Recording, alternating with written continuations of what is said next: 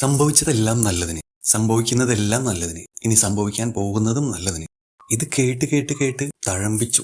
ഇതങ്ങനെ ആണെങ്കിൽ തന്നെ നമുക്ക് പലർക്കും അത് ആക്സെപ്റ്റ് ചെയ്യാൻ കുറച്ച് ബുദ്ധിമുട്ടാണ്. കാരണം നമ്മുടെ സമീപ ഭാവിയിലൊന്നും ഉത്തരം കിട്ടാത്ത പല കാര്യങ്ങളുമാണ് നമ്മുടെ ചുറ്റുപാടും ഉണ്ടാവുന്നത്, നമ്മൾക്ക് അനുഭവമായി മാറുന്നത്, അല്ലെ? ഇപ്പൊ തന്നെ നമുക്ക് ഇഷ്ടപ്പെടാത്ത, സഹിക്കാൻ പറ്റാത്ത കാര്യങ്ങൾ പോലും സംഭവിക്കുന്നത് നല്ലതിനാണ് എന്ന് പറയുമ്പോൾ അത് ആക്സെപ്റ്റ് ചെയ്യാൻ കുറച്ച് ബുദ്ധിമുട്ടാണ്. എന്തുകൊണ്ടാ? ആ റിസൾട്ട്, ആ നല്ലൊരു റിസൾട്ട് നമുക്ക് ഇപ്പൊ തന്നെ വരണം എന്നില്ല. ചിലത് കുറച്ച് ദിവസങ്ങൾ എടുക്കും, ചിലത് കുറച്ച് വർഷങ്ങൾ എടുക്കും, ചിലതാവട്ടെ ജന്മങ്ങളോളം കാത്തിരിക്കേണ്ടി വരും. അപ്പൊ ഈ റിസൾട്ട് നമുക്ക് കിട്ടുമ്പോൾ നമുക്ക് അറിയുന്നില്ല സംഭവിക്കുന്നതെല്ലാം നല്ലതിന് എന്നുള്ളതിനുള്ള തെളിവാണ് ഇപ്പോ എനിക്ക് കിട്ടിയ നല്ല റിസൾട്ട് എന്ന് നമുക്ക് അറിയുന്നില്ല. അതിന്റെ പ്രധാന കാരണം നമുക്ക് ഓർമ്മയില്ല എന്നുള്ളതാണ്. നമ്മുടെ പ്രവൃത്തികളോട് സ്മരണയുണ്ടെങ്കിൽ എത്ര കാലം കഴിഞ്ഞാലും അപ്പൊ സംഭവിക്കുന്ന കാര്യങ്ങൾ, എന്തുകൊണ്ടാണ് ഇതെനിക്ക് ഇപ്പോ സംഭവിച്ചത് എന്നതിനുള്ള ഉത്തരം നിങ്ങളുടെ ഉള്ളിൽ തന്നെ ഉണ്ട്. പണ്ടത്തെയോ തൊട്ടു മുമ്പത്തെയോ ഇന്നലത്തെയോ അല്ലെങ്കിൽ കഴിഞ്ഞ ജന്മത്തിലെയോ പ്രവൃത്തികൾ കൊണ്ടാകാം എന്നാണ് ഇതുകൊണ്ട് ഉദ്ദേശിക്കുന്നത്.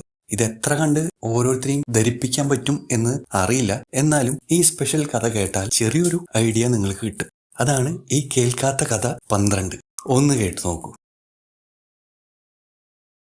ഒരു രാജാവ് അദ്ദേഹത്തിന്റെ ഉപദേശകന്റെ കൂടെ കാട്ടിലൂടെ യാത്ര ചെയ്യുകയായിരുന്നു. യാത്രക്കിടയിൽ ദാഹമകറ്റാൻ മൂർച്ചയേറിയ കഠാര കൊണ്ട് ഒരു കരിക്ക് ചെത്തിയപ്പോൾ രാജാവിന്റെ കൈവിരൽ തുമ്പ് അറ്റുപോയി.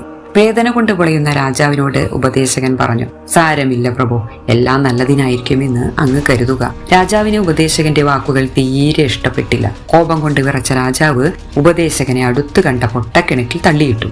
എന്നിട്ട് കാട്ടിലേക്ക് കയറിപ്പോയി. അടുത്ത ദിവസം രാജാവ് കൊടുങ്കാട്ടിൽ നിന്ന് പുറത്തിറങ്ങാൻ തുടങ്ങുകയായിരുന്നു. ആ സമയത്ത് ഒരു സംഘം പ്രാകൃതരായ കാട്ടാളന്മാർ അദ്ദേഹത്തെ പിടികൂടി. നരബലിക്കായി ഒരാളെ തേടി നടക്കുകയായിരുന്നു അവർ രാജാവിനെ പിടികൂടി ഒരു മരത്തിൽ കെട്ടിയിട്ടു. അടിമുടി പരിശോധിച്ചു. നരബലിക്കായി കൊണ്ടുവന്നവന്റെ കൈവിരൽ തുമ്പ് അറ്റുപോയിരിക്കുന്നത് അവർ കണ്ടു. വൈകല്യമുള്ള ഒരാളെ നരബലിക്ക് യോജിക്കില്ലെന്ന് കാട്ടാളന്മാരുടെ തലവനായ മൂപ്പൻ പറഞ്ഞത് പ്രകാരം അവർ രാജാവിനെ വെറുതെ വിട്ടു. പെട്ടെന്നാണ് രാജാവിന് തന്റെ ഉപദേശകന്റെ വാക്കുകൾ ഓർമ്മയിൽ തെളിഞ്ഞത്. ഉടനെ രാജാവ് ആ പൊട്ടക്കിണറിന്റെ അരികിലെത്തി ഉപദേശകനെ രക്ഷപ്പെടുത്തി. ഉണ്ടായ സംഭവമെല്ലാം ഉപദേശകനോട് വിവരിച്ച ശേഷം മാപ്പു പറഞ്ഞു. പക്ഷേ ഉപദേശകന്റെ മറുപടി പ്രകാരമായിരുന്നു, അങ്ങ് എന്നോട് മാപ്പ് ചോദിക്കേണ്ട കാര്യമൊന്നുമില്ല പ്രഭു. ഒരു കണക്കിന് അങ്ങ് എന്നെ പൊട്ടക്കിണറ്റിൽ തള്ളിയിട്ടത് വളരെ നന്നായി. അല്ലെങ്കിൽ അവർ എന്നെ നരബലിക്ക് തിരഞ്ഞെടുക്കുമായിരുന്നു. ഓർക്കുക, ജീവിതത്തിൽ വരാനുള്ളത് വഴിയിൽ തങ്ങില്ല. രാജാവായാലും നടക്കാനുള്ളത് തീർച്ചയായും നടക്കും. കാലാളായാലും ഭിക്ഷക്കാരനായാലും നടക്കാൻ പാടില്ലാത്തത് നടക്കുകയുമില്ല.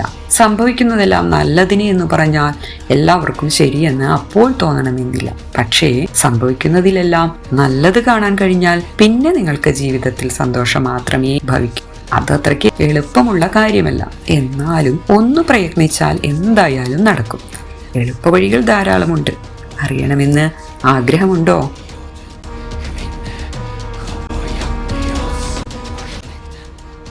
Oh my God.